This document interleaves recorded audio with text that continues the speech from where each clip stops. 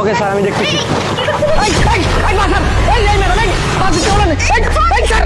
আরে ম্যাডাম, এটা কি করতেছে? এই বাসার এই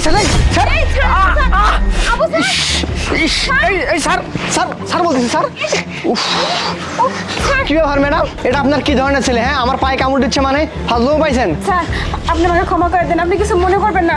আসলে কি হয়েছে জানেন, ওকে কুকুরে কামড়েছে, ঠিক আছে? তারপর থেকে ও মনে করেন যে যাকে তাকে দেখলেই কামড়ে দিচ্ছে।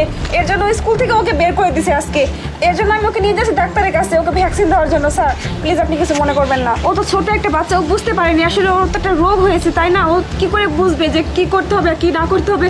ও আপনি প্লিজ ক্ষমা করে দিন। স্যার ওকে আমি ডাক্তারের কাছে নিয়ে যাচ্ছি, কিছু মনে করবেন না। আরে আপা, যান যান যান, মনে হচ্ছে আবার আমাকে কামড়ে দিবে। আপনি তাড়াতাড়ি যান স্যার, যান, নিয়ে যান। এই, তোকে আমি বলছিলাম যে তুই কাউকে দেখলে কুকুরের মতো আচরণ করবি, ঠিক আছে? যাতে